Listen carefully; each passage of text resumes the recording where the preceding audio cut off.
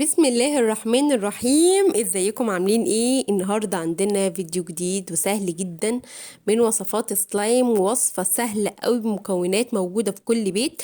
واللي لسه اول مرة يشوف قناتنا ياريت يدوس لايك ويفعل الجرس ويشترك عندنا في القناة عشان يوصلوا كل جديد من وصفات سلايم وفيديوهاتنا الجديدة والحصرية مع لارا العسولة. اول حاجة طبعا حطينا معلقتين كبار من الدقيق اللي هو الطحين، اللي هو بيتسمى مسمى تاني اسمه الفرينة. تمام. بعد كده حطيت عليهم معلقتين صغيرين من المية، وهقلب الدقيق مع المية كويس جدا. بعد كده هضيف ملون، والملون ده حسب الرغبة، انتوا عايزين اي ملون عادي ضيفوا، لو مش عايزين اي ملون مفيش اي مشكلة. وفي بديل طبعا للملون اللي انا بستخدمه ده، لو عندكم الوان في الماستر، او عندكم اللي هي زهرة الغسيل، او عندكم اي بودر من البهارات بيدي لون حلو، عادي مفيش اي مشكلة استخدموه. تمام. وهبتدي اعجن كويس. حسيت ان هو لسه ملمسه ناشف، بضيف شوية من المية.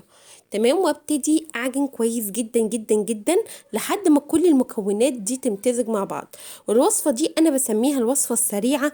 لما يكون عندي المكونات دي وعايزه اعمل وصفه سلايم سريعه، عادي مفيش اي مشكله، ممكن تعملوها وفي اقل من دقيقه هتقدروا تعملوها وتخلصوها، وفي نفس الوقت هتستمتعوا بيها جدا جدا جدا.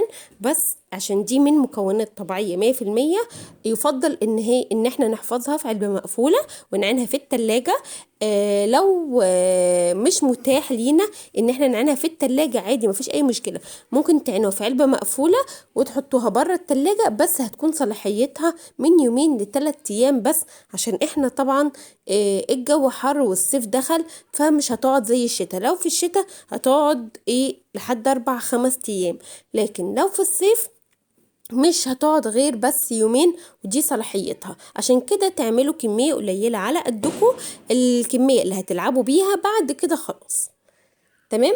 بس انتوا لو متاح ليكم ان انتوا تحطوها في التلاجة، هتقعد فترة اسبوع كامل في التلاجة. تمام. ما تقلقوش من الملون اللي انا استخدمته ده، الملون ده عادي بيطلع. طبعا انا مطرح ما بعجن المفروض انتوا تلبسوا طبعا جوانتي او حتى كيسة تعجنوا بيها لو هتعملوها بملون عشان ما توسخوش ايديكم. تمام. لكن انا طبعا وسخت ايدي عشان انا حطيت مية على اللون، والمفروض اللون ده ما يعني كنت اقلبه بالمعلقة الاول قبل ما امسكه. تمام. بس انا طبعا عشان اوريكم الوصفة فلازم اعجن بايدي كويس عشان اوريكم بس انا بعملها ازاي.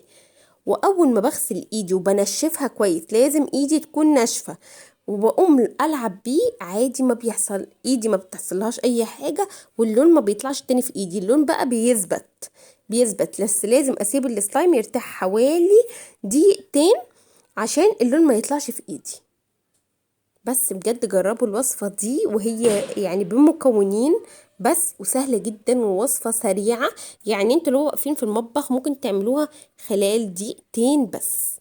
بجد وصفة سهلة وسريعة وجميلة جدا، وجربوها انتوا بنفسكم، هتلاقوا الوصفة دي جامدة ازاي وجميلة جدا ازاي، وبمكونات طبيعية ومكونات موجودة في كل بيت. ولو كمان انتوا عندكم مثلا اي شادو قديم او اي حاجة، ممكن تعملوه كده، تجرحوه بالمعلقة وهينزل لكم اللون، وتعجنوه هيديكوا لون رائع كمان، عشان الايشادو بيبقى فيه جليتر فهيبقى تحفة. تمام. لو الوصفة دي عجبتكم يلا متنسوش اللايك، وهستنى تعليقاتكم تحت، وباي باي.